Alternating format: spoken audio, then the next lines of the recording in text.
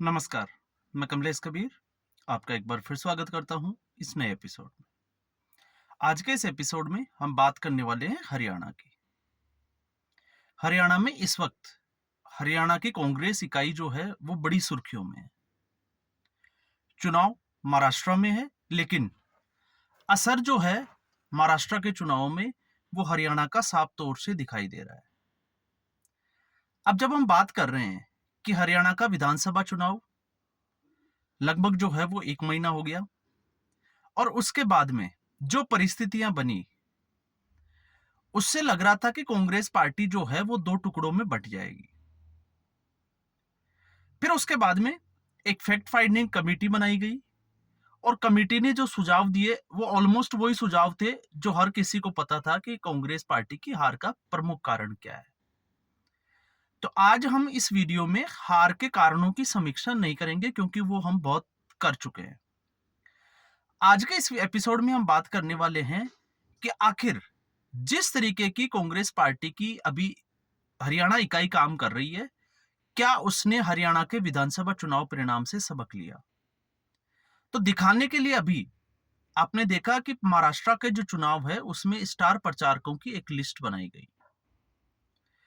उस लिस्ट में रणदीप सुरजेवाला का नाम था, लेकिन उस लिस्ट में भूपेंद्र सिंह हुड्डा और दीपेंद्र हुड्डा दोनों का ही नाम नहीं था। दीपेंद्र हुड्डा आपने देखा होगा लोकसभा में राहुल गांधी के वो आसपास बैठे हुए दिखाई देते हैं और राहुल गांधी को प्रोटेक्ट करने की पूरी कोशिश करते हैं। तो ऐसी स्थिति में कुमारी सैलजा का हस्ताक्षर होना, आप इस चीज को समझिएगा थोड़ा सा कि रणदीप सुरजेवाला स्टार प्रचारकों की लिस्ट में है और कुमारी सैलजा इस वक्त सिरसा की सांसद है। दीपेंद्र हुड्डा आपको पता होगा वो भी संसद में बैठते हैं और रणदीप सुरजेवाला राजस्थान से सांसद है। तो कुमारी सैलजा के हस्ताक्षर हमें अगर हम देखें तो वो किस हद तक और किस लिए, क्योंकि कुमारी सैलजा संगठनात्मक अगर हम देखें तो केसी वेणुगोपाल के हस्ताक्षर होते हैं। तो अब यहां से जो है वो बड़े सवाल उठते हैं और पहला सवाल तो ये है कि क्या कांग्रेस पार्टी का जो झगड़ा था वो सुलझ गया या इससे ज्यादा उलझ गया।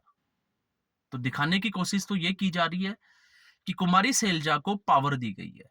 जैसा कि आपने देखा होगा सभी समाचार पत्र जो है वो यही कहते हुए दिखाई देते हैं कि रणदीप सुरजेवाला और कुमारी सैलजा का कद बढ़ गया, इनको पावर दे दी गई। जबकि मुझे लगता है कि मेरा आकलन ये कह रहा है कि ऐसा नहीं है, क्योंकि हाथी के दांत दिखाने के लिए कुछ और होते हैं और खाने के लिए कुछ और होते हैं। ये सिर्फ और सिर्फ राहुल गांधी को बचाने के लिए है और जो हरियाणा में जो कुछ हुआ उसकी लिपापोती करने के लिए। और कैसे? क्योंकि अभी 8 नवंबर से शीतकालीन सत्र हरियाणा विधानसभा का शुरू होने वाला है और ऐसी स्थिति में नेता प्रतिपक्ष किसको चुना जाएगा, तो इसमें सीधे तौर से जो है वो भूपेंद्र सिंह हुड्डा, उनका उस नाम सामने आ रहा है। और उसकी वजह भी है, क्योंकि हम तर्क के साथ अगर बात करें तो कांग्रेस पार्टी के 37 में से 32 विधायक के आसपास जो है वो 31, 32 या 33 आसपास अनुमान लगाया जाता है कि इतने जो है वो भूपेंद्र हुड्डा गुट से है, क्योंकि 90 में से 72 सीटों पर टिकट वितरण में जो है वो हुड्डा की चली थी। तो ऐसी स्थिति में कांग्रेस पार्टी सीधे तौर से भूपेंद्र हुड्डा से पंगा नहीं ले सकती, और अगर भूपेंद्र हुड्डा से पंगा लेती है तो कांग्रेस पार्टी को इसका खामियाजा भुगतना पड़ेगा। अब उसके पीछे के कारण क्या है? एक, क्योंकि भूपेंद्र सिंह हुड्डा का जो गुट है वो बड़ा मजबूत है, और दूसरा, अगर दीपेंद्र हुड्डा और भूपेंद्र हुड्डा के ऊपर एक्शन लिया जाता है तो फिर जो दीपेंद्र हुड्डा ने कांग्रेस पार्टी के लिए किया, चाहे वो किसान आंदोलन हो या पहलवान आंदोलन, हमने क्रोनोलॉजी को समझा कि किस तरीके से दीपेंद्र हुड्डा ने जो है वो किसान नेता से मुलाकात की 16 नवंबर को, फिर उसके बाद में 16 अक्टूबर को, फिर 24 अक्टूबर को जो है वो एक स्टेटमेंट दिया गया, फिर 30 अक्टूबर को जो है वो सेम पित्रोदा से मुलाकात अमेरिका में हुई, फिर उसके बाद में वो सिलसिला आगे बढ़ा जो हम एक वीडियो में उसकी चर्चा कर चुके हैं। दूसरा, जिस तरीके से पहलवानों का जो आंदोलन खड़ा किया गया उसमें दीपेंद्र हुड्डा की अहम भूमिका थी, और फिर उसके बाद में विनेश फोगाट को जिस तरीके से रिसीव किया। तो ऐसी स्थिति में मुझे नहीं लगता कि कांग्रेस पार्टी और राहुल गांधी का जो आसपास की जो चंडाल चौकड़ी जिसको कहा जाता है वो सीधे तौर से कहीं पंगा लेगी, क्योंकि अगर ऐसा होता है तो फिर जिस तरीके से अभी दलाल मीडिया कहें, वामपंथी पत्रकार कहें, उनकी आपस में पोल खुल रही है, तो ऐसे ही कांग्रेस पार्टी की जो है वो आपस में पोल खुलेगी। अब बात आती है कुमारी शैलजा की। तो कुमारी शैलजा को नजरअंदाज, क्योंकि भूपेंद्र सिंह हुड्डा से जो है वो चुनाव में भी हमने देखा कि सीधे तौर से टक्कर नहीं ले पा रही थी कांग्रेस। तो ऐसी स्थिति में कुमारी शैलजा को नजरअंदाज किया गया, वो चुनाव प्रचार से दूर रही और उसका खामियाजा कांग्रेस पार्टी को भुगतना पड़ा। अशोक तंवर को भी लाने की कोशिश की।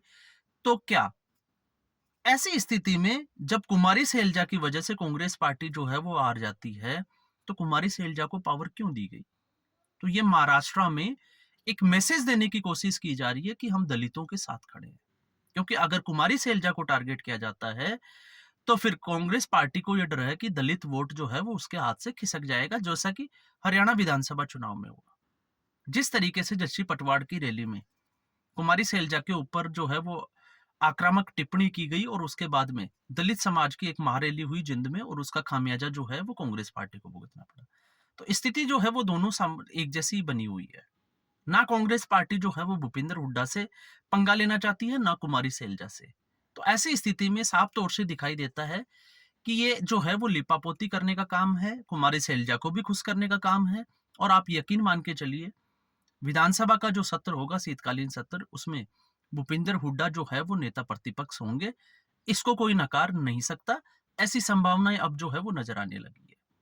और बात करें कुमारी शैलजा की, तो कुमारी शैलजा, क्योंकि कांग्रेस पार्टी को यह भी डर था कि कुमारी शैलजा जो है वो पार्टी छोड़ सकती है, तो ऐसी स्थिति में कुमारी शैलजा को इस तरह की पावर देना यह दिखाता है कि कुमारी शैलजा को जो है वो खुश करने का एक तरीका है। और बात करें रणदीप सुरजेवाला की, तो रणदीप सुरजेवाला, अगर वैसे हम देखते हैं तो वो आपने देखा कि कुमारी शैलजा गुट के साथ खड़े दिखाई देते थे, लेकिन सीधे तौर से भूपेंद्र सिंह जो हुड्डा है उस गुट के खिलाफ भी नहीं बोलते हुए दिखाई देते थे।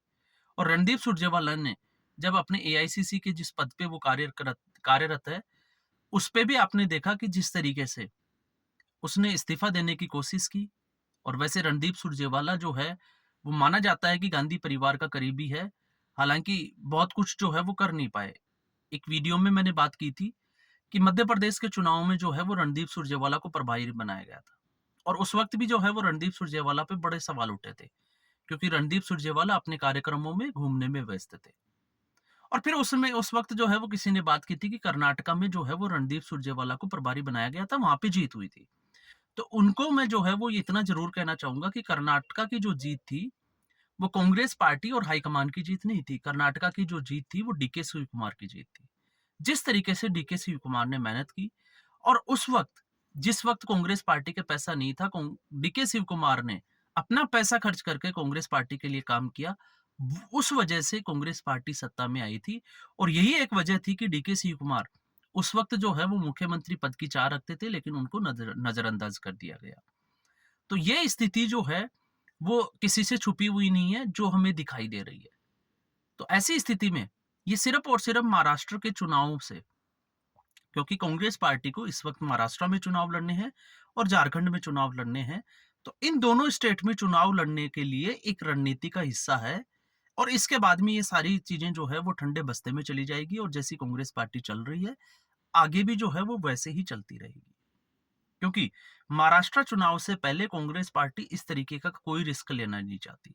और अभी हमने देखा जिस तरीके से कर्नाटका की जो शक्ति योजना थी उसके ऊपर जब रिव्यू की बात आई, तो मल्लिकार्जुन खड़गे जो है वो डीके शिव कुमार से नाराज दिखाई दिए।